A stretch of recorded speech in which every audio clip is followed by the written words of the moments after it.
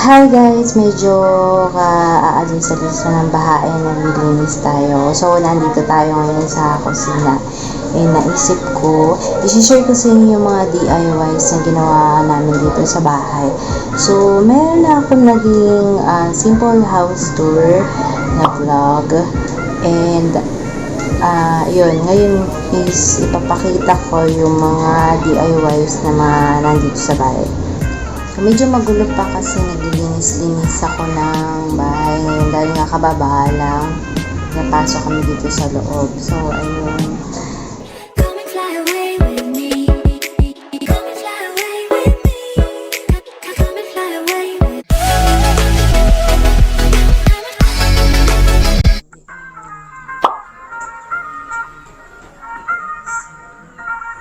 Ito yung DIY window namin. So, yung asawa ko yung gumawa niyan. Di pa siya ganun kagaling magsemento pero okay naman na yan pansamantagal. Tapos, bumili kami ng makapal na salamin para ilagay dyan.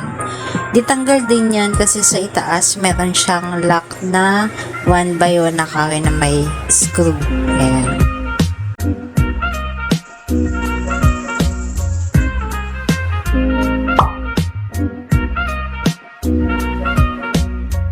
Ito naman yung aming closets and drawers. Ayan. Ito is kulay green talaga siya. So, in-spray paint ko lang siya ng brown. Kasi gusto kong color sa quartz brown, white, and wood color. Ganyan.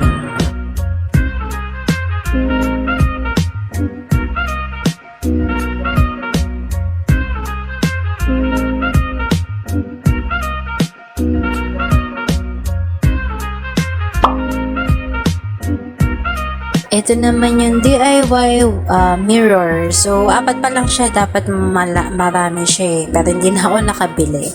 So, dahil hindi pantay yung pader, ganyan yung naging itsura niya. Nilagyan ko lang siya ng glue gun na may color para hindi halata.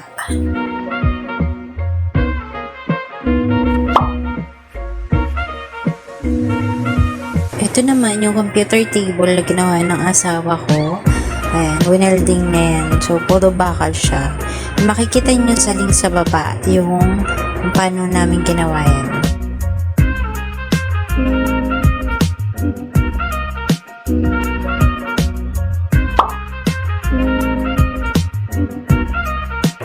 Ito naman yung magkadikit sila. So, pinaghati namin sa gitna. Ginawa namin altar and then ginawa namin patungan ng TV. So, nilagyan ko lang sila ng wallpaper para maganda yung combination ng kulay. Parang wood talaga. Wood accent color.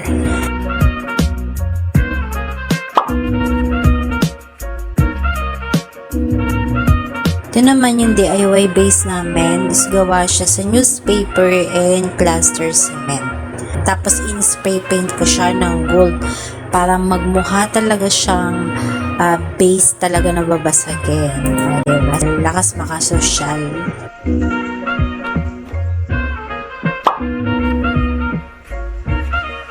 Tapos itong mga wall art na to, pictures na para siyang paintings.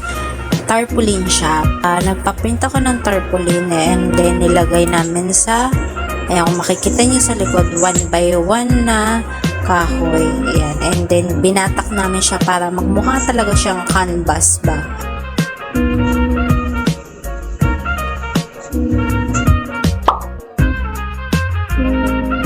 Ito naman DIY cabinet namin. So, since wala pa dyang salamin, hindi pa nalalagyan, ang ginawa ko, nilagyan ko muna siya ng illustration board na may wallpaper na wooden. So, para hindi sila gano'n nagkakalayo.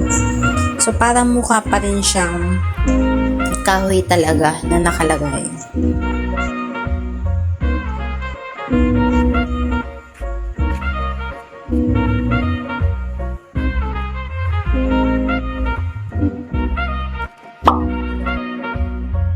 Yan naman, since kulang naman din kami sa tiles, so hindi na namin nilagyan ng tiles yan. Ang ginawa ko na lang is paint na lang ako dyan.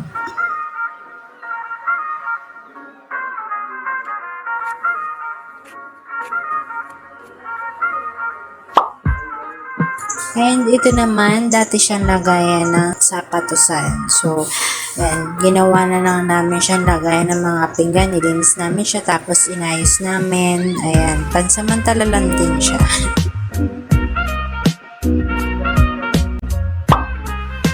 Ayan naman, so since na babakbak na yung mga kulay niya, yung pintura niya, nilagyan ko na lang siya ng wallpaper para naging good accent color yung ref namin.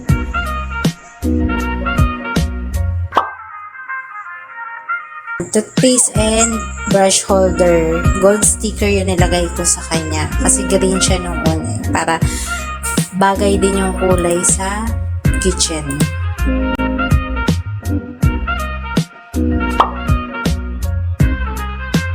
Ito naman dining table namin is katulad nga dun sa mga nakaraang vlog, higaan ko siya dati. So ginawa ko na lang siyang dining table kasi hindi naman na din siya nagagamit. Masasayang kasi yung kahoy. Kaya ayan.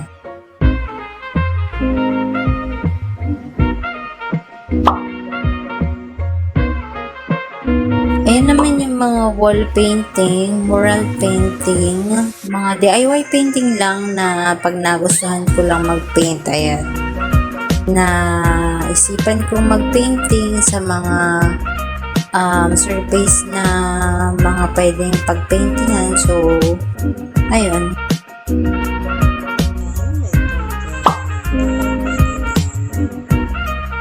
And then yung DIY bedboard. So, meron na akong video nito. Ilalagay ko na lang din sa links. So, foam din yan. Foam na gamit lang din namin. Hindi na namin siya napapakinabangan. Ginawa namin bedboard. Ayan guys, so sana may apply niyo yung mga DIYs na pinakita ko sa inyo. Ayan, so, kung pwede pa naman ma-recycle yung mga gamit na nakatabi sa inyo. So, ayun, gamitin nyo na lang din. So, ayun, mas tipid pa. Ayan, marami pa akong DIYs na balak gawin. So, gawin natin. And i-share ko sa inyo. Yun guys, so yun naman yung pinakita ko. So, thank you for watching. Until my next upload, don't forget to like and subscribe to my channel.